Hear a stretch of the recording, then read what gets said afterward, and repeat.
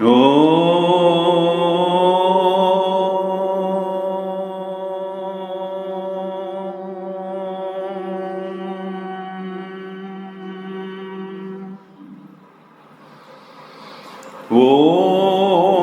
सहनावतु सहनौ भुनक्तु सह वीर्यं करवावहै तेजस्विनावधीतमस्तु मा विद्विषावहै।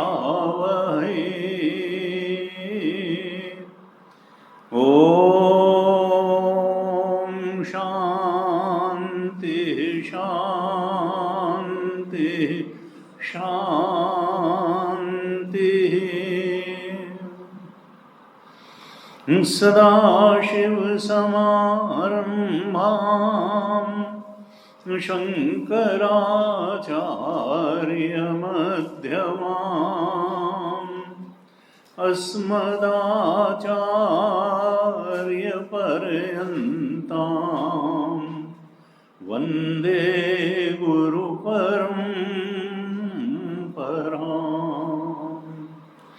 अज्ञानतिमिरान्धस्य ज्ञानाञ्जनशलाकया चक्षुरुन्मीलितं येन तस्मै श्री गुरवे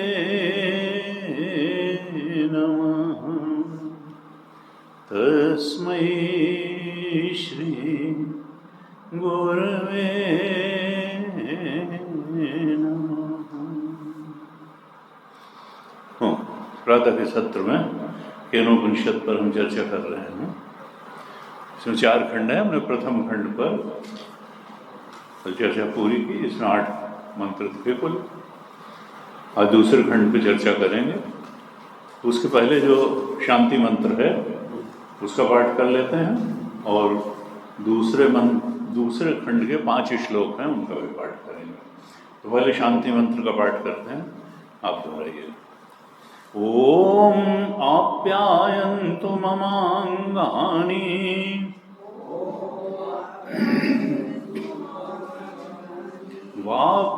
वाक्प्राणश्चक्षुः श्रोत्रमथो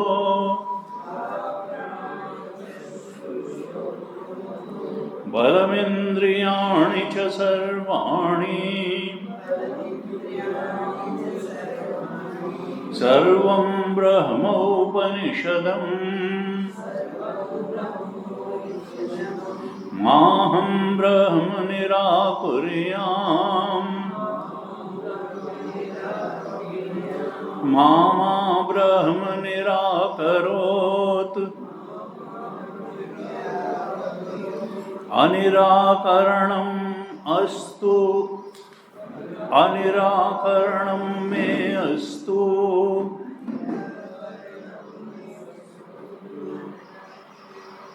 मैं थोड़ा संधि विच्छेद करके पढ़ रहा हूँ जिससे कि अर्थ ठीक से कम्युनिकेट हो जाए। तो यहाँ तो निराकरोत होगा और फिर निराकरणम अस्तु, लेकिन असल में जो तो ता का दा हो गया है संधि में और उधर आ आएगा। तो अगर संधि विच्छेद नहीं करेंगे तो उल्टा अर्थ हो जाएगा कि मैं तुम्हारा निराकरण कर दूं और तुम मेरा निराकरण कर दो, वो नहीं है। अच्छा, फिर से अनिराकरणम अस्तु अनिराकरणम मे अस्तु।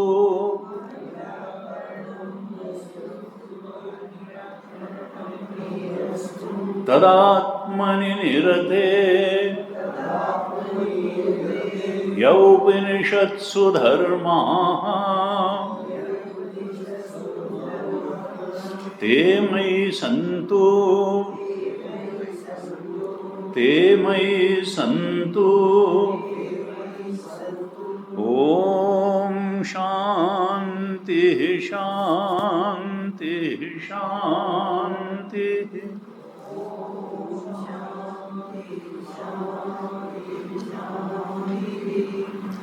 दूसरे खंड के पहले मंत्र का पाठ करते हैं। खंड 2 मंत्र 1। आप दोहराइए। यदि मन्यसे सुवेदेति दहरमेवापि नूनं त्वं वेत्थ ब्रह्मणो रूपम् यदस्य त्वं यदस्य देवेषु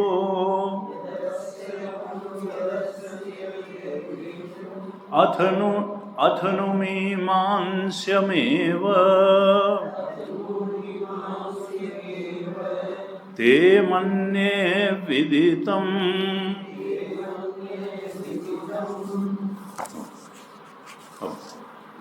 दूसरे मंत्र का पाठ करेंगे। नाहं मन्ये सुवेदेति नो न वेदेति वेद च यो नस्तद्वेद तद्वेद नो न वेदेति वेद च।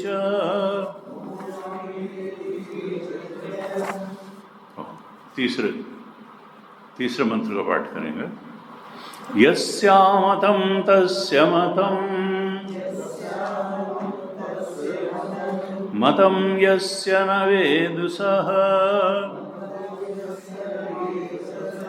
अविज्ञातं विजानताम् विज्ञातम् अविजानताम्। चौथे मंत्र का पाठ करेंगे। प्रतिबोध विदितं मतम् अमृतत्वं हि विन्दते आत्मना विन्दते वीर्यम् विद्यया विन्दते अमृतम्। पांचवें मंत्र का पाठ करेंगे। इह वेद इह चेद वेदी दथ सत्यमस्ति न चेद इह अवेदीन महति विनष्टिः।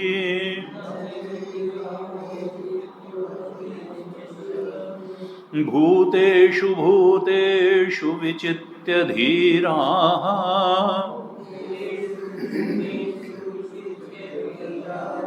प्रेत्यस्माल्लोकात् अमृता भवन्ति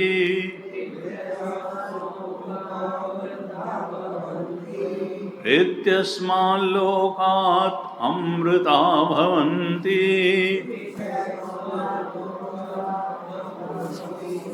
इति द्वितीयः खण्डः।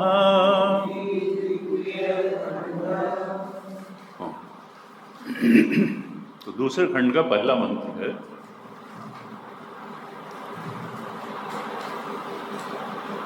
पहले खंड में उपदेश करते हुए गुरु ने बड़े स्पष्ट रूप से ब्रह्म के बारे में बता दिया था। क्या कहा था कि न तत्र च, तीसरे मंत्र में पहले खंड के तीसरे मंत्र में ब्रह्म के बारे में बड़ा स्पष्ट उपदेश कर दिया था। न तत्र चक्षुर्गच्छति न वाक् गच्छति। आँख से देख के उसको नहीं जाना जा सकता है, वाणी से यानी मनन करके, गुरु बोल के नहीं बता सकता तो मनन करके नहीं जान सकते हो। न वाक् गच्छति, वहाँ नहीं जा, नो मनो, मन से भी नहीं। न विद्मा न विजानीमा,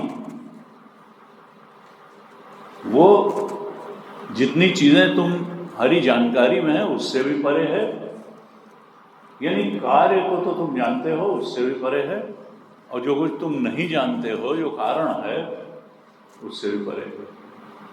समष्टि में देखें तो वो सूत्रात्मा से लेकर के और जो शरीर तक आते हैं, पंचभूत आते हैं, त्रिगुण हैं, उनसे भी परे है माया।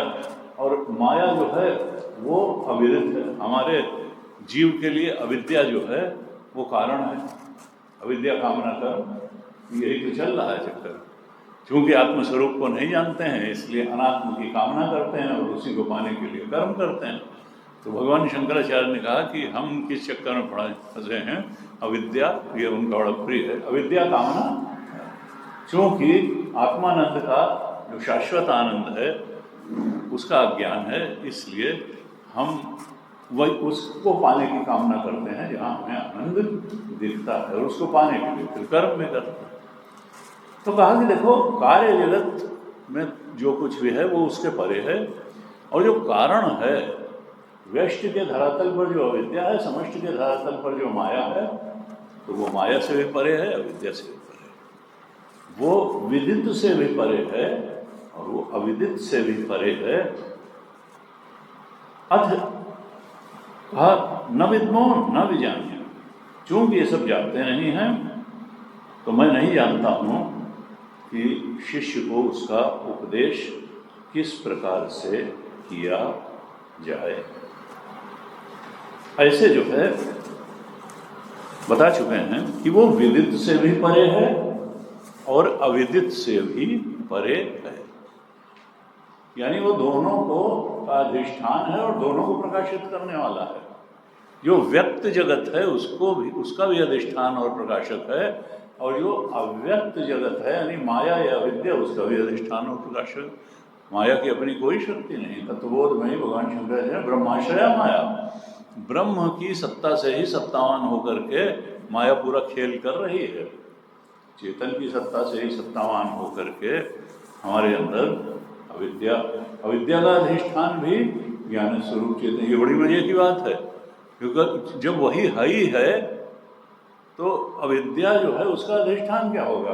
विद्या की सच्चिदानंदी अविद्या का भी अधिष्ठान, ब्रह्म का अधिष्ठान सत्य, इसीलिए ब्रह्म भी सत्य लगता है। तुलसीदास जी ने कहा जासु सत्यता ते जड़ माया भास सत्य इव मोह सहाया। क्योंकि राम जी अधिष्ठान बन के बैठे हुए हैं तो उनकी सत्ता से सत्तावान होके ये जीव भी सच्चा लगता है, ये जगत भी सच्चा लगता है, जबकि ये कुछ सच्चा नहीं है। सच्चा तो अधिष्ठान है, राम जी सच्चे हैं, आत्मा सच्ची है, ब्रह्म सच्चा है, ब्रह्म की सत्ता से सत्तावान है। तो इस तरह से पहले ही बता चुके हैं। अब ये दूसरे खंड का जो पहला मंत्र है, शिष्य थोड़ा हिलाते हैं, क्योंकि हमारे वेदांत में कहते हैं खम्भ खनन न्याय। खम्भ खनन न्याय कि एक जो है खंभा गाड़ा गया, अब देखिए मजबूती से गड़ा है कि नहीं गड़ा है, तो उसको थोड़ा हिला के देखा जाता है। अगर हिल रहा है तो और ठोकने की जरूरत है, और मिट्टी डालो और करो, और जब एकदम हिलना बंद हो जाए तब समझ लो बढ़िया अब है। तो धारणा, अपने सत्य के बोध में भी गुरु कई बार हिलाता है कि खाली कह रहा है कि जान गया, कि सही में दृष्टि बदली है इसकी, बोध हुआ है कि नहीं। अब इसमें कई लोग संदेह करते हैं, 20 साल से जुड़े हुए चिन्मय मिशन से, सत्संग छोड़े नहीं हैं, लेकिन हमारे यहाँ एक हैं कर्नल बम्बई, तो अभी बहुत दिन से नहीं जुड़े हैं। उनको बहुत देख लिया चिन्मय मिशन, जाना शुरू किया तुमने। अब मैं जाके किसी दिन चिन्मय मिशन में पूछूंगी कि इनमें कोई अंतर नहीं दिखाई दे रहा है मुझे, और ये चिन्मय मिशन जा रहे हैं। भाई अभी यहाँ 20-20 साल वाले लोग ये कंप्लेंट करते हैं, जो 20 साल में, आपको तो अभी 4 महीना हुए जुड़े हुए। हर चीज में एक समय लगता है, धीरे धीरे ले मना, धीरे सब कुछ होए। माली सींचे 100 गड़ा, ऋतु आए फल होए। तो ये ओवरनाइट थोड़ा होता है। तुलसीदास जी ने कहा जन्म जन्म मुनि जतन कराही, अंत राम कही आवत नाही। जन्म जन्म तो इतना आसान है, लेकिन इसका मतलब ये नहीं है कि उसका कोई फल नहीं है। There is equal and opposite reaction to every action. अगर आप सत्संग करेंगे तो उसका कोई परिणाम ना आए, ये नहीं, कुछ ना कुछ तो परिवर्तन आएगा। हाँ, धीरे धीरे आएगा। अब आप रोज रोज जो है बीज बोएं और उसको खोल करके देखें कि इनको निकला कि नहीं निकला, और फिर पानी दें, तो वो तो कभी नहीं निकलेगा। तो थोड़ा भूल जाइए, समय आने पर जो है संतों ने कहा रसरी आवत जात है सिल पर परत निशान। तो ये जो है करत करत अभ्यास के जड़मति होत सुजान। जगत में रस्सी से कुआं से खेल, रस्सी बांध, मूंज की रस्सी पत्थर को काट देती है। तो इसलिए वेट एंड वॉच, सी लगे रहो। भगवान शंकराचार्य के भाष्य में लिखा उपनिषद के, देखो श्रवण करो, अवगति पर्यंत श्रवण करो, जब तक बोध न हो जाए तब तक श्रवण करते रहो। पेशेंस रखो, धैर्य रखो। धीरज धीमता, जो धीर, अभी पहले बताया था, जो धैर्य रखेगा, धीरा होगा, वही पा पाएगा उस बोध को। यहाँ पर यह विचालन मंत्र है, थोड़ा सा गुरु शिष्य को विचलित कर रहा है कि इसने जाना है कि नहीं जाना है। तो कहता है देखो शिष्य से, यदि मन्य से सुवेदेति, अगर तो तुम ये सोचते हो कि मैंने ब्रह्म को बहुत अच्छे तरह से जान लिया है, सुवेदेति दाहरम एव अपि नूनम, तो निश्चित रूप से जानो, नूनम माने निश्चित रूप से जानो कि तुमने उसको बहुत थोड़ा, दाहर का मतलब थोड़ा, तुमने उसको बहुत थोड़ा ही जाना है, तुमने उसको जाना वाना नहीं है। अगर तुम सोचते हो कि तुमने ब्रह्म को सुबह अच्छी तरह से जान लिया है, तो निश्चित रूप से तुमने उसके किसी क्षुद्र रूप को जान लिया है, इस जगत की किसी बात को जाना है, अभी ब्रह्म को तुमने नहीं जाना है। ब्रह्म के किसी अल्प रूप को ही जाना है, क्षुद्र रूप को ही जाना है। अगर तुम ये सोचते हो कि सुवेदेति नूनम त्वं वेत्थ, दाहरम क्षुद्र, और वेत्थ ब्रह्मणो रूपम, कहते हैं यदस्य त्वं यदस्य देवेषु। इसलिए क्या है कि तुम्हारे लिए ये जो ब्रह्म का स्वरूप है, ये अभी थोड़ा और विचारणीय है, थोड़ा और विचार तुम करो। मैंने उपदेश कर दिया है, तुमने समझ लिया, लेकिन अभी श्रवण के बाद मनन और निध्यासन की भी आवश्यकता होगी। जो कुछ मैंने बताया है कि वो विदित से परे है और अविदित से भी परे है, तुम इस पर जाकर थोड़ा और विचार करो। अगर तुम इस ब्रह्म को त्वम के रूप में जानते हो, यानी अहम के रूप में जानते हो, कि जो हमारे अंदर ये चेतनामय में करके वो ब्रह्म है, या तुम जो देवताओं के अंदर चेतना बैठी हुई है उसको ब्रह्म जानते हो, तो फिर ये दोनों जो है जानना नहीं है। न तो तुम्हारे अंदर तो जीव चेतन है और उनके अंदर देव चेतन है। ब्रह्म तो उपाधि रहित चेतन है। तुम अहम की उपाधि, अहम का मतलब क्या है? बिना शरीर से चेतन तादात्म्य किए अहम भाव में आ ही नहीं सकता है। जब स्थूल शरीर से चेतन तादात्म्य करता है, सूक्ष्म शरीर से करता है, तभी तो मैं हूँ कहता है। शुद्ध चेतन जो है वो तो एक अखंड सर्वव्यापक है। वो कहाँ मैं और मेरा और तेरा की बात वहाँ कहाँ से आएगी? वहाँ न मैं है न तू है, वो तो एक है। तुलसीदास जी ने इसी को बड़े सिंपल रूप में कहा, मैं और तोर तय माया, जय बस कीन्हे जीव निकाया, वो गोचर जहाँ लगी मन जाई, सो सब माया जान।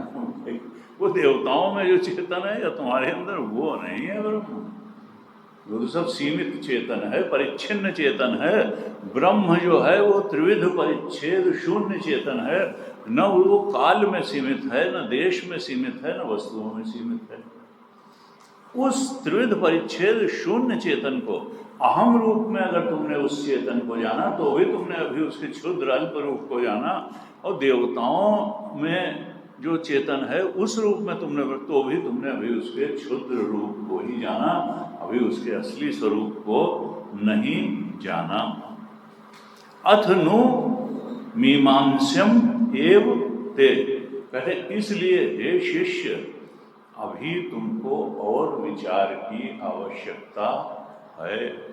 तुम जाओ एकांत में, और जो मैंने कहा था कि वो विदित से भी परे है, वो अविदित से भी परे है, वो कार्य से भी परे है, वो कारण से भी परे है, तो तुम ऐसे कार्य कारण से परे जो शुद्ध चेतन है उसको जानो, जो त्रिविध परिच्छेद शून्य है उसको जानो।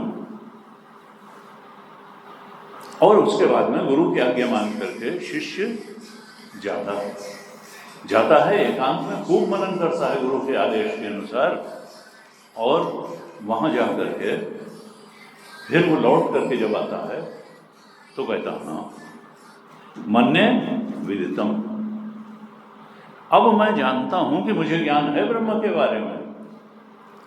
पहले तो जब मैंने अहम के रूप में जाना या देवों में सीमित चेतन के, अपने में सीमित चेतन के रूप में जाना, अहम के रूप में चेतन को जाना या देवताओं में, तब तो मैंने नहीं जाना था। आपने ठीक कहा कि अगर तुम इन दो तरीके से जानते हो, तुम अभी ठीक से नहीं जानते हो, न मनने से सुबह देती। लेकिन अब जब आपने कहा कि मनन करो तो मन्ये विदितम, अब मैं जानता हूँ कि मुझे ब्रह्म के बारे में ठीक ठीक ज्ञान है, ठीक ठीक ज्ञान है। तो अब मैं कह सकता हूँ कि मैं ब्रह्म को अच्छी तरह से जानता हूँ। अब ये शिष्य जो है, अधिकारी शिष्य है, एकांत में जाकर के इसने मनन ध्यान किया और फिर लौट के गुरु के पास आता है और कहता है कि हाँ अब मैं जानता हूँ। तो ये श्रुति की संवाद योजना है जिससे कि ठीक से ये ब्रह्म का जो की बात है ये शिष्यों को एक्सेप्ट हो जाए, उसका बोध हो जाए। क्योंकि ये बुद्धि जो है इसका ब्रह्म में प्रवेश हो ही नहीं सकता है। बुद्धि तो उसकी सत्ता से सत्तावान है, उसकी चेतना से चेतनवान है, उसके ज्ञान, वो तो ज्ञान स्वरूप है, उससे ज्ञान की कुछ बूंदें लेकर के ये बुद्धि ज्ञानी बनती है। ज्ञानी बुद्धि है, वो ज्ञानी नहीं है, वो ज्ञान स्वरूप है। वो किसी चीज का आनंद नहीं है, वो आनंद स्वरूप है। वो किसी चीज का सत्य नहीं है, वो सत्स्वरूप है। वो ट्रूथ इटसेल्फ है, वो नॉलेज इटसेल्फ है, वो कॉन्शियसनेस इटसेल्फ है, और वो ब्लिस इटसेल्फ है, किसी चीज का नहीं है। क्योंकि बुद्धि का वहाँ प्रवेश संभव ही नहीं है, और ब्रह्म में चूंकि दूसरा कुछ है नहीं, इसलिए वहाँ कोई क्रिया भी संभव नहीं है। जानने की क्रिया द्वारा उसको नहीं जाना जा सकता है, जानने की क्रिया द्वारा संसार को ही जाना जा सकता है। वो तो सोई जानत तुम देहु जनाई, वो जानत तुम्हें तुम्हें होई जाई।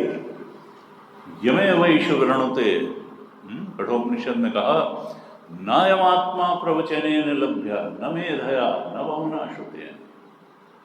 ये जो है बहुत प्रवचन सुनने से नहीं मिलेगा, क्योंकि श्रोत्र के परे। नायमात्मा प्रवचनेन लभ्य न मेधया, बुद्धि से भी नहीं, न बहुना, बहुत श्रवण से भी। तो फिर क्या जाना ही नहीं जा सकता कि नहीं? यमे वैश्व वृणुते, जो जिसके अंदर तड़प होती है उसको जाने बिना हम रह ही नहीं सकते। जो हृदय से उसका वर्ण करता है, अब उसके लिए वही परम प्रेमास्पद है, उसी का वर्ण है, वर्ण कैवल्य है। यमे वैश्व वृणुते तेन लभ्य, उसको जो है तस्यैष आत्मा, और तुम नहीं जानोगे। जब तुम्हारे अंदर तड़प होगी, प्रेम होगा, पराकाष्ठा होगी प्रेम की, उसके लिए चाहत होगी, जिज्ञासा होगी, तो वही अपने को जन्मा देगा। विवृणुते, वो अपने सारे आवरण हटा के अपने आप को तुम्हारे हृदय में अनावृत कर देगा। यमे वैश्व वृणुते तस्यैष आत्मा विवृणुते, सोई जानत तुम देव जनाई, जो जानत तुम्हें वही जन्माएगा अपने को। तुम हाथ पैर मारते रहो साधना के रूप में खूब, अंत में जब वो कृपा करेंगे तो फिर ज्ञान भी हो जाएगा। तो इस तरह से कहा कि देखो क्रिया वहाँ संभव ही नहीं है, तो इसलिए बुद्धि से तो उसको ज्ञाता को ज्ञाता बनाने वाला तो वही ज्ञान स्वरूप है। तो ज्ञाता का उस ज्ञान स्वरूप में कैसे प्रवेश हो सकता है? कोई नहीं। अग्नि जो है सबको जला सकती है, अपने आप को थोड़ा जला सकती है।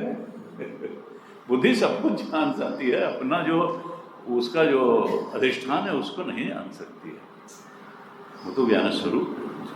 तो श्रुति ने कहा देखो, अच्छा एक चीज और है, इसलिए स्वरूप में जानने की क्रिया घटती ही नहीं है।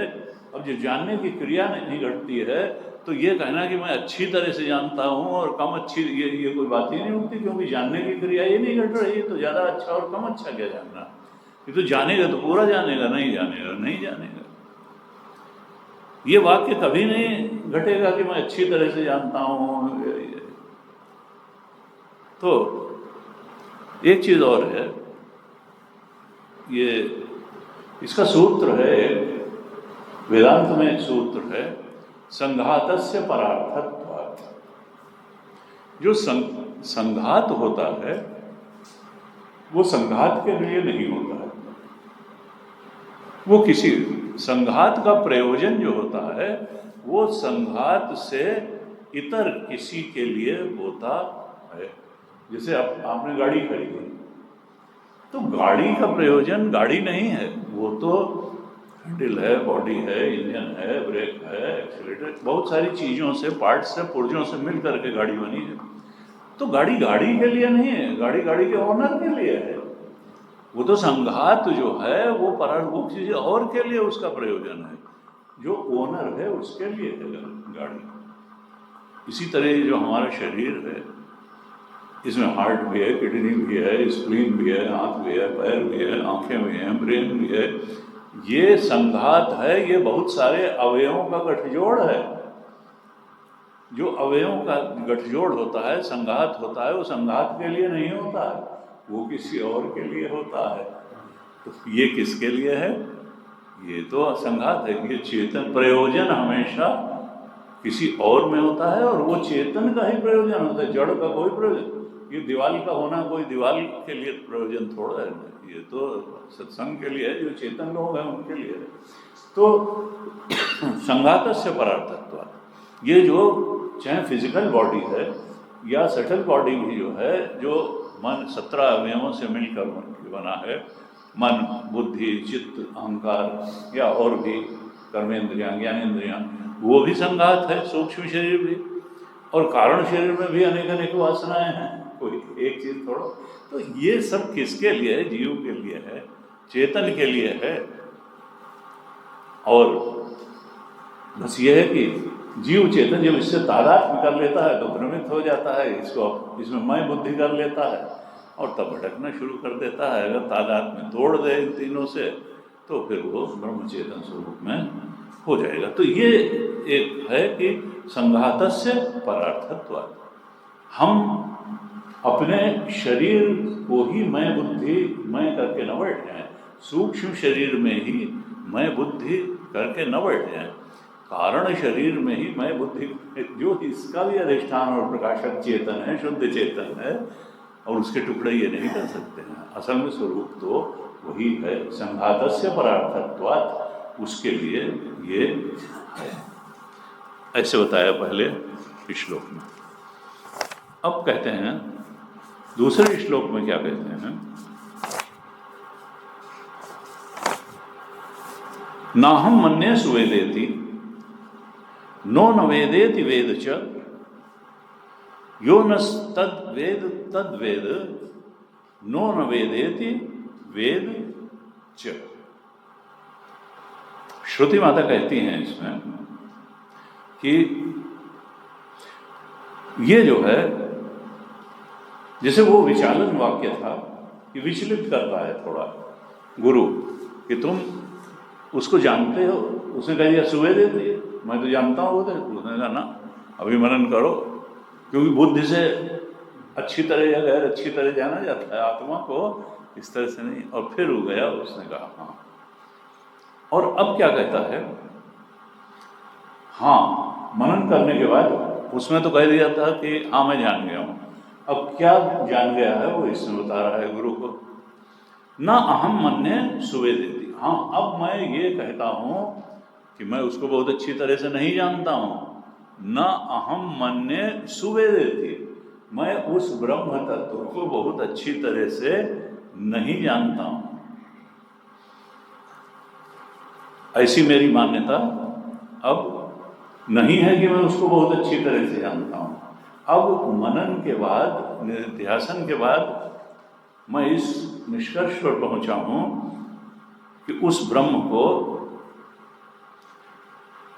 मैं अच्छी तरह से जानता हूँ। ये मान्यता मेरी गलत थी। ना हम मन्ये सुवेदेति, और फिर नो न वेदेति वेदच, और मैं ऐसा भी नहीं मानता हूँ कि मैं नहीं जानता हूँ। ये कैसी विरोधाभासी बात है। मैं ऐसा भी नहीं मानता हूँ कि मैं उसको अच्छी तरह से जानता हूँ, और मैं ये भी जान गया हूँ कि ऐसा भी नहीं है कि मैं उसको नहीं जानता हूँ। यानी मैं जानता भी हूँ, लेकिन वो मान्यता जो मेरी थी कि मैं उसको अच्छी तरह से जानता हूँ, वो मान्यता अब नहीं है। लेकिन ये भी मैं नहीं कर सकता कि मैं उसको नहीं जानता हूँ। हम सब लोग जानते हैं कि हम चेतन हैं, तो ब्रह्म को अच्छी तरह से जानता हूँ, ऐसी मेरी मान्यता अब नहीं है। और न मैं यही समझता हूँ कि मैं उस ब्रह्म को नहीं जानता। वेद च, यानी बीच की बात है, जानता भी हूँ और नहीं भी जानता हूँ। चेतन के रूप में तो जान ही है, लेकिन जो उसका सत्य स्वरूप है, अखंड सर्वव्यापक, वो अभी थोड़ा मुझे जानना बाकी है। तो एक तरह से जो पहले गुरु ने बताया था कि वो विदित से परे है और अविदित से भी परे है, उसी को वाक्यांतर करके शिष्य अपने वाक्य में इस श्लोक मंत्र में कह रहा है कि यानी मैं जान गया कि विदित को अच्छी तरह से जानता हूँ, लेकिन ब्रह्म को अच्छी तरह से नहीं जानता हूँ। अविदित को तो जाना ही नहीं जा सकता है, लेकिन उसको तो मैं जानता हूँ। अच्छी तरह से नहीं जानता हूँ, अच्छी तरह से संसार की चीज़ें जानी जाती हैं, लेकिन उसको मैं जानता हूँ। तो ये विदित से परे अविदित से परे का ही वाक्यांतर है, और ये उसका अनुभव वाक्य है। अब उसने ये अनुभव कर लिया कि न तो मैं अच्छी तरह से जानता हूँ, और न ऐसा है कि मैं नहीं ही जानता हूँ। गुरु ने कहा कि तुम एकांत में गए थे, अब ये तुम ऐसी उखड़ी उखड़ी बातें कर रहे हो, वहाँ जाके तुमने कुछ नशा वशा तो नहीं कर लिया जो इस तरीके की बातें कर रहे हो कि अच्छी तरह से नहीं जानता हूँ, और फिर कह रहे हो जानता भी हूँ। और उसके बाद क्या कहता है, दूसरी पंक्ति में क्या कहता है, यो न तद्वेद वेद च, और मैं जिस प्रकार से उसका वर्णन कर रहा हूँ कि मैं अच्छी तरह से नहीं जानता हूँ, लेकिन मैं ऐसा भी नहीं कह सकता कि मैं उसको नहीं जानता हूँ। इस तरह से जो भी उसको जानता है वो ब्रह्म को जानता है। और उसने चैलेंज कर दिया कि जैसे मैं कह रहा हूँ, हम लोगों में से जितने शिष्य बैठे हैं, जो मेरे इस वाक्य के अर्थ को जानता है, वो भी ब्रह्म को जानता है। यो न तद्वेद, तद्वेद वो भी जानता है। नो न वेदेति वेद च, न तो न वेद, न तो नहीं जानता हूं, नो न वेदेति, और वेद च, और न जानता ही हूं। दोनों की, न तो नहीं जानता हूं और न जानता ही हूं। और हम में से जो भी उसको इस प्रकार जानता है, केवल वही जानता है। ऐसे जो है इसने कहा। तो ये जो आगम वाक्य पहले कहा था कि विदित से परे है, अविदित से परे है, उसी को अपनी भाषा में पचा करके उसने उस बात का पाचन कर लिया कि वो विदित से भी परे है, अविदित से भी परे है, और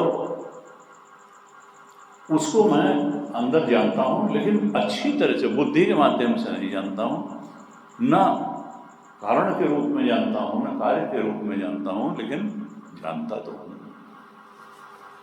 इसमें सिद्धांत वाक्य जो विदित से परे और अविदित से परे है, उसी का इसमें रूपांतर कर दिया। ये उसी का वाक्यांतर है, यानी अधिकारी शिष्य है और इसलिए उसने गुरु की बात को समझ लिया। कहते हैं अब शिष्य जो है वो अध्यात्म परिच्छिन्न जो चेतन था ये भी जान गया कि ये ब्रह्म नहीं है, और जो अधिदैव परिच्छिन्न चेतन था ये जान गया कि वो भी नहीं है। अध्यात्म परिच्छिन्न यानी 3 शरीरों से परिच्छिन्न जो चेतन है वो जान गया कि यह भी ब्रह्म नहीं है। और देव शक्तियों में जो चेतन द्योतनात् देव है, जो प्रकाशित, जिनका मन हमसे ज़्यादा प्रकाशित है, आत्मा का प्रकाश जिनके मन में हमसे ज़्यादा है, जिनकी इसीलिए कैपेबिलिटी ज़्यादा है, तो उनमें भी लेकिन पूरी तरह से नहीं प्रकाशित है। जो ब्रह्म का वास्तविक स्वरूप है वो अहम के रूप से भी परे है और देवताओं में परिच्छिन्न चेतन से भी परे है, और ये जीवों के अहम परिच्छिन्न चेतन से, अध्यात्म परिच्छिन्न चेतन से भी परे है, अधिदैव परिच्छिन्न चेतन से भी परे है। इन दोनों से ऊपर उठ करके अब उस शिष्य ने त्रिविध परिच्छेद शून्य चेतन को यानी ब्रह्म को जान लिया। ये न वस्तु में कैद है, न ये काल में परिच्छिन्न है, इसको कोई चीज घेर नहीं सकती है। ये तो संसार है जो त्रिविध, काल में हम काल में नहीं थे, काल में हम जो है वस्तु हैं, इतने किलो पे बैठे हुए, काल में परिच्छिन्न है, वस्तु परिच्छेद है और देश परिच्छेद है, थोड़ा स्पेस घेरते हैं बैठने में, थोड़ी आयु, हर चीज़ का यही है।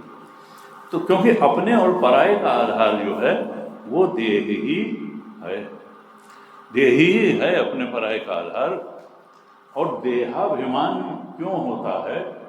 अभिमानी तो चेतन ही होगा, लेकिन वो जो देह का अभिमान करने वाला है वो तो अविद्या से ही देहाभिमान होता है। इसलिए बार बार शास्त्रों में अभिमान को जो है वो कहा गया भाई अभिमान मोह।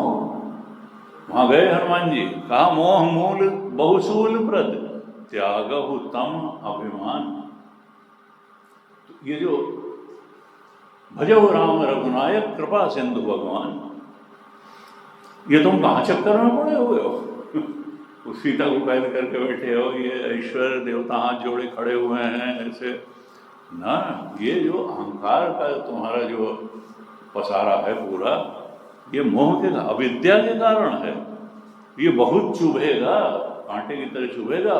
मोह मूल बहुसूल प्रद त्यागहु तम अभिमान। भजो राम रघुनायक कृपा सिंधु भगवान, उनको भजो, ये देहाभिमान के चक्कर में मत पड़ो, अपने शुद्ध चेतन ब्रह्म स्वरूप को जान लो। इस प्रकार से ये दूसरे मंत्र में वो अपने विचार व्यक्त करता है मनन के बाद कि मैंने इस ढंग से अब ब्रह्म को जान लिया है। अब जो है तीसरे मंत्र में जो संवाद योजना थी, पहले गुरु ने कहा कि अगर तुमने अहम परिच्छिन्न जाना तो नहीं जाना, अगर देव परिच्छिन्न जाना तो नहीं जाना, ये सुवेदिति जो है का कोई मतलब नहीं है। फिर दूसरे मंत्र में शिष्य ने कहा कि हाँ सुवेदिति ठीक नहीं था, मैं अच्छी तरह से नहीं जानता हूँ लेकिन मैं जानता हूँ, और जो इस तरह से जानता है वो भी जानता है। इस तरह से अब तीसरे में क्या है मंत्र में, यहाँ पर जो संवाद योजना गुरु शिष्य के बीच में चल रही थी उसको श्रुति माता ने छोड़ दिया। अब यहाँ श्रुति माता स्वयं अपने मुख से बोल रही हैं, क्या कहती हैं? यस्या मतम तस्य मतम और मतम यस्य न वेद स अविज्ञातम विजानताम विज्ञातम अविजानताम। कहें यस्य मतम यस्य अमतम तस्य मतम, जिसने ऐसा जाना उस ब्रह्म को मतम, मतम का मतलब मनन से उसको जाना जा सकता है, वो मनन का विषय बन सकता है। और अमतम का मतलब कि वो मनन का विषय नहीं बन सकता है। यस्य अमतम, जिसने ये जान लिया कि वो ब्रह्म मनन का विषय नहीं बन सकता है, तस्य मतम, उसी ने ठीक से जाना उसी का मत ठीक है, उसी का ज्ञान ठीक है। यस्य अमतम तस्य मतम, जिसने ये जान लिया कि ब्रह्म मनन के अतीत है, मनन करके ब्रह्म को नहीं जाना जा सकता है, तस्य मतम, उसी ने ठीक से ब्रह्म को जाना है। और मतम यस्य, जो ये जानता है कि ये मनन का विषय बन सकता है, न वेद सर, वो नहीं जानता। जिसने ये जाना कि मनन करके इसको नहीं जाना जा सकता है, उसने ही ठीक से जाना। और जिसने ये जाना कि ये मनन के विषय के रूप में जाना है, बुद्धि से इसको जान लेंगे। कई बार लोग आते हैं, देखो वो जो है हमारा लड़का जो है ना, पर्ड्यू यूनिवर्सिटी से उसने किया कंप्यूटर इंजीनियरिंग, और वो भगवान को मानता ही नहीं, वो भगवान को मानता। हमने कहा तो ये किसने कह दिया कि पर्ड्यू यूनिवर्सिटी से जो कर लेगा वो भगवान को जाए? अरे वही जो जिस बात को जानता है उसको जानता है। भगवान को जानने के लिए तो बोध प्राप्त संत के चरणों में बैठ करके श्रद्धावान लभते ज्ञानम तत्पर संयत इंद्रिया ज्ञानम लब्ध्वा पराम शांति। पर्ड्यू यूनिवर्सिटी से पढ़ा हुआ व्यक्ति भगवान के बारे में ये कौन सा तर्क है भाई? वो अपना कंप्यूटर इंजीनियरिंग जान रहा होगा, वो भी अभी ये भी नहीं है कि कंप्यूटर इंजीनियरिंग में वो इस दुनिया का सर्वश्रेष्ठ कंप्यूटर इंजीनियर हो। अरे भाई 5 साल तो हुए हैं उसको पढ़ के निकले, ये 2 साल नौकरी की है उसने अमेरिका में, और इंग्लैंड में 3 साल से कर रहा है। तो वो तो अपनी फील्ड का भी महारत ही नहीं है, वो कोई शंकराचार्य थोड़ो है कि उससे जो है सीख लिया जाएगा भगवान के बारे में कि तुम किस दुनिया में हो किस बात को कहाँ लगाना है। तो ये तो कई बार सांसारिक मामलों में आदमी बहुत चुस्त होता है, और आध्यात्मिक मामलों में इस तरह से बात करना शुरू कर देता है जैसे कि उसके बाद तर्क नाम की या बोध नाम की कोई चीज़ ही ना हो। तो जो है तो कहा भाई ठीक है, नहीं तुम्हारे कहने से क्या है, वो तुमसे बहुत ज़्यादा इंटेलिजेंट है, हमारा लड़का तुमसे बहुत ज़्यादा सीधे हमारे, अब ऐसे तो कोई डिवोटी तो ना कहता, हमारे रिश्तेदार ही थे तो थोड़ा वो लिबर्टी ले रहे थे। तो मैंने कहा भाई देखो, कहीं भी अध्यात्म शास्त्र में ये नहीं कहा गया है कि जो बहुत इंटेलिजेंट होगा वो भगवान को जान जाएगा। श्रद्धावान लभते ज्ञान, इसके लिए जो चाहिए वो श्रद्धा चाहिए, शास्त्र में श्रद्धा चाहिए, गुरु में श्रद्धा चाहिए, साधना में श्रद्धा चाहिए। और मैं साधना कर सकता हूँ इस अपनी सामर्थ्य में श्रद्धा चाहिए। उद्धरेद आत्मनात्मानं नात्मानं मोहसादयेत्, आत्मैव आत्मनो बंधु आत्मैव रिपुरा बंधुरात्मात्मनस्तस्य येन आत्मैव आत्मना जिता अनात्मनस्तु शत्रुत्वेव। तो भाई उसका रास्ता अलग है, उसका रास्ता अलग है। इस रास्ते जो चलेगा वो जान लेगा, और जो चलेगा किसी और रास्ते वो जान जाएगा। इसको ये कुछ अजीब सी बात है, लेकिन नहीं, व्यक्ति जो है उसको अगर वो समझना न चाहे तो तुलसीदास जी 500 साल पहले लिख गए, मूर्ख हृदय न चेत जो गुरु मिले बिरंची सम। अगर कोई तय करके बैठा हुआ है कि हमें समझना ही नहीं बात को, तो चाहे ब्रह्मा उतर आए समझा नहीं सकते हैं। मूर्ख हृदय न चेत, यहाँ पर क्या है, इसीलिए कहा कि पहले प्रमाण बुद्धि तो हो, तो उपनिषद परम प्रमाण है। यस्या मतम तस्य मतम, जो जिसने जाना कि ये ब्रह्म मनन के अतीत है, उसी ने ठीक जाना। मनन का यह विषय नहीं बन सकता है। और मतम यस्य, जो इसे मनन के विषय के रूप में जानता है, न वेद स, वो ब्रह्म को नहीं जानता है।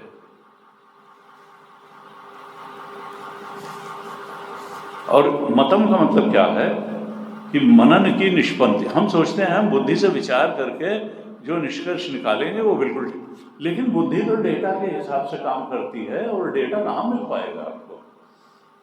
संसार का तो बहुत डेटा अवेलेबल होता है, तो विज्ञान सारे डेटा के ऊपर खड़ा हुआ है, वो निष्कर्ष ठीक निकाल लेता है। इसका तो इंद्रियों से डेटा ही नहीं उपलब्ध है। इसको तो उपाधि के द्वार से लिंग बना करके उपाधियों का जाना है कि न तत्र चक्षुर्गच्छति न वाक् गच्छति नो मनो न विद्वान् न विजानीमः।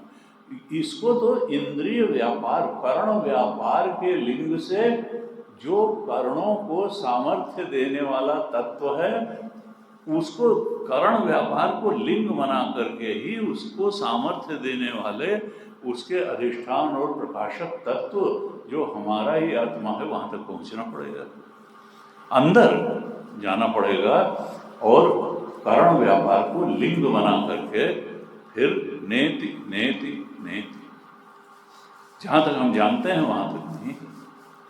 और फिर जब सब कुछ छोड़ते चले जाएंगे, तादाद में छोड़ते चले जाएंगे, शरीर से बाहर से तादाद में छोड़ेंगे, मेरा से, और कोई मकान बेचने की जरूरत नहीं, खाली तादाद में छोड़ने की जरूरत है। शरीर को छोड़ने की जरूरत नहीं है, तादाद में तोड़ने की जरूरत है, समझने की जरूरत। जब तादाद ना इति, ये भी मैं नहीं हूँ, सांसारिक उपलब्धियां भी मैं नहीं हूँ, देह की उपलब्धियां मैं नहीं हूँ, बौद्धिक उपलब्धियां मैं नहीं हूँ, मन के सुख दुख भी मैं नहीं हूँ, इच्छाएं भी मैं नहीं हूँ। तो जब सब कुछ से तादाद में तोड़ते चले जाएंगे तो तुम्हें तादाद में तोड़ने वाला ही बचेगा, कुछ बचेगा ही नहीं तादाद में तोड़ने के लिए। वो जो तादाद में तोड़ने वाला जब कुछ छोड़ने के लिए बचे ही नहीं, तो जो छोड़ने वाला बचा है वही आत्मा है, वही ब्रह्म है। तो लेकिन उसके लिए अटैचमेंट जो है वो त्यागने का, ध्यान में यही किया जाता है। हम अपनी वृत्तियों के साक्षी होकर के बैठ जाते हैं। कोई वृत्ति आ रही है, रह रही है, जा रही है, हमसे कोई मतलब नहीं। जैसे कोई पड़ोसी है, नदी किनारे खड़े हुए हैं, उसमें कोई खराब दृश्य आ रहा है तो भी कोई बात नहीं है, बहुत अच्छा कोई दृश्य है तो लिप्त नहीं होना है, खराब आना है तो उसमें नाक भौं नहीं चढ़ानी है। हम तो दृष्टा हैं, अपनी ही वृत्तियों के दृष्टा हैं, अपनी ही वृत्तियों के विषयों के दृष्टा हैं, और बस केवल दृष्टा हैं, अनअटैच्ड ऑब्जर्वर हैं, डिस्टेंट ऑब्जर्वर हैं, किसी चीज से लिप्त ही नहीं हो। कम से कम ध्यान के समय जब बैठे, और फिर खुली आंख से भी संभव हो जाएगा, ज्यादा संभव। ऐसे ही धीरे धीरे चलते चलते नेति नेति नेति नेति, ये उपनिषद में कहा उसको माने का, ना इति ना इति, यह करके जो कुछ भी जाना जा रहा है, चाहे संसार या शरीर या मन के भावनाएं या बुद्धि के निश्चय इच्छाएं, ना इति, वो तुम नहीं, वो टूल है, उससे काम लो, अच्छा काम लो, अच्छा काम लो, लेकिन उसमें मैं बुद्धि मत करो, मेरा बुद्धि मत करो। अंत में तो वही बचेगा जो शुद्ध चेतन है, ना इति ना इति ना इति। और फिर ये भी कहते हैं, फिर तुम ये भी जान लोगे नेति नेति करते हुए त्यागने वाला, और त्यागने वाला चेतन होगा, वो जड़ नहीं होगा। त्यागी जाने वाली चीज सब जड़ होगी, बुद्धि के निष्कर्ष भी जड़ होंगे, मन के सुख वो सब जड़ है। चेतन तो तुम खुद हो, चेतन को कहाँ से त्याग दोगे? जिसको त्यागा ही नहीं जा सकता है वही तुम, वही चेतन है। लेकिन वो जड़ से जब तक है तब तक उसको नहीं जान सकते, और उसके बाद तुम जान लोगे सर्वम खलु इदं ब्रह्म, उसी की सत्ता से संसार भी सत्तावान है, शरीर भी सत्तावान है, मन बुद्धि भी सत्तावान है, सब कुछ इच्छाएं भी सत्तावान है। असल में सत्ता तो केवल और केवल उस आत्म तत्व की, चेतन तत्व की ही है। तो यहाँ पर कहा यस्या मतम तस्य मतम, जो कहता है कि ब्रह्म मनन के अतीत है, मनन का विषय नहीं हो सकता है, उसी ने ठीक से जाना। और जो इसे मनन के विषय के रूप में जानता है वो नहीं जानता है। और दूसरी पंक्ति में क्या कहते हैं, पहली पंक्ति में एक सिद्धांत बता दिया। ये सिद्धांत है कि मनन से उसको नहीं जाना जा सकता है। जो मनन के विषय के रूप में जानता है वो नहीं जानता है, और जो ये जानता है कि मनन के विषय के रूप में नहीं जानता है, नहीं जाना वही ठीक जानता है। अब दूसरी लाइन में हेतु बताते हैं जो पहले बता चुके हैं। अविज्ञातम विजानताम, जो ये जानता है कि सम्यकदर्शी जो है, विजानताम है, विजानताम माने जो उसको ठीक से जान गया है, जिसके लिए ब्रह्म अब विदित हो गया है। ज्ञानियों का निर्णय क्या है कि वो ज्ञान का विषय नहीं बन सकता है, वो ज्ञेय के रूप में नहीं जाना जा सकता है। बुद्धि जानने वाली है ना, बुद्धि का जो विषय बनता है उसको बुद्धि जान लेती है। जो विजानताम हैं उन्होंने क्या निर्णय दिया, जो सम्यकदर्शी हैं, कि वो ज्ञान का विषय नहीं बनता है, वो बुद्धि का विषय नहीं बन सकता है। अविज्ञातम विजानताम, और फिर विज्ञातम अविजानताम, जो अज्ञानी हैं वो क्या कहते हैं कि नहीं वो ज्ञेय है, उसको बुद्धि से जाना जा सकता है। वो क्या है, अविजानताम। जो असम्यकदर्शी हैं वो खड़े होकर कह देंगे नहीं हम तो जानते हैं, नहीं, बुद्धि से उसको जाना ही नहीं जा सकता है। जो कहते हैं कि ब्रह्म विदित है, ज्ञेय है, वो अज्ञानी है, वो ब्रह्म को नहीं जानने। विज्ञातम अविजानतम, और जो ज्ञानी है, सम्यकदर्शी है, वो कहता है कि नहीं, अविज्ञातम, बुद्धि से उसको नहीं जाना जा सकता है। तो इस प्रकार से ये सम्यकदर्शी जो है वो तो कहते हैं कि त्यागे ने के अमृतत्व मानुष, नेति नेति करके तो उसको जाना जा सकता है। सब कुछ को छोड़ करके जिसको छोड़ा ही नहीं जा सकता है वही तुम हो। चेतन को नहीं छोड़ा जा सकता अपने आप को कहाँ से छोड़ दोगे, और तुम ही तो चेतन हो। तो जिसको तुम छोड़ ही नहीं सकते हो वही चेतन है और वही ब्रह्म है। तुम जड़ से तादात्म्य करने के कारण, तीन शरीरों से वार संसार से तादात्म्य करने के कारण उसको मैं और मेरा चेतन के ऊपर जो चढ़ा लेते हो, बस उसके कारण उसके शुद्ध स्वरूप से तुम वंचित रह जाते हो। इसलिए कैवल्य उपनिषद में कहा, न कर्मणा न प्रजया धनेन त्यागेन एके अमृतत्वम अंशु समृतात्मा को, ब्रह्म तत्व को बहुत कर्म करके नहीं जाना जा सकता है, बहुत संतान उत्पन्न करके नहीं जाना, न प्रजया धनेन, बहुत पैसा कमा के नहीं, ब्रह्मबोध डब्बा बंद बाजार में नहीं मिलता वो तो जो है गुरु चरणों में बैठ करके श्रवण मनन निधिध्यासन करके तभी जो है उस परम सत्य का अपने अंदर ही बोध किया जाता है, बाहर नहीं मिलेगा। दिल में खोज दिल ही दिल खोजो, यहीं रही मारा माँ। कबीर ने कहा अपने दिल में खोजने से मिलेगा, बाहर खोजने से संसार मिलता है। भगवान को तो अंदर खोजना पड़ेगा, और संसार को पाने का रास्ता है पाना चीज़ों को, और भगवान को पाने का रास्ता त्यागना है। जहाँ जहाँ तादात्म्य है उसको त्यागे नहीं कि अमृतत्व अंशु, त्याग से ही उस अमृत तत्व शुद्ध चेतन की प्राप्ति हो जाती है। इस प्रकार से ये तीसरे श्लोक में, तीसरे मंत्र में भगवान ये श्रुति माता कहती हैं। अब चौथा मंत्र जो है बहुत ही महत्वपूर्ण है और बहुत गूढ़ भी है। अभी जो थोड़ी सी हमने बात करी वो इसमें जानने का मार्ग क्या है, तो जो हम जानते हैं उसी को पकड़ के तो जो नहीं जानते वहां तक पहुंचा जाएगा। इवन विज्ञान यही करता है कि जो चीज़ें जानकारी में हैं उन्हीं को उन पे मनन करके और फिर जो नहीं जानते उस क्षेत्र में प्रवेश कर लिया जाता है। तो अब किस तरह से हम जानने के क्षेत्र से जो ब्रह्म नहीं जानते हैं उसको पकड़ करके वहाँ तक पहुँच जाएं, इसका चौथे मंत्र में जितना स्पष्ट रूप से वर्णन है, इतना और शायद उपनिषद में भी इतना टू द पॉइंट तरीके से कहीं नहीं मिलता है। इस पर हम चर्चा तो करेंगे, एक बार केवल पाठ इसका कर लेते हैं। क्या कहते हैं, आप भी दोहराइएगा। प्रतिबोध विदितं मतम् अमृतत्वं हि विन्दते आत्मना विन्दते वीर्यम् विद्यया विन्दते अमृतम्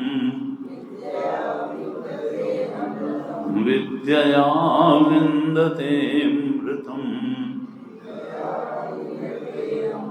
ब्रह्मबोध के द्वार को बताया गया, उस पर कैसे जाना जा सकता है, वैसे हम कल चर्चा करेंगे। हाँ जी। ओम पूर्णमदः पूर्णमिदं पूर्णात् पूर्णमुदच्यते पूर्णस्य पूर्णमादाय पूर्णमेवावशिष्यते। ओम शांति शांति शांति। हरिः ओम श्री गुरुभ्यो नमः। हरिः ओम।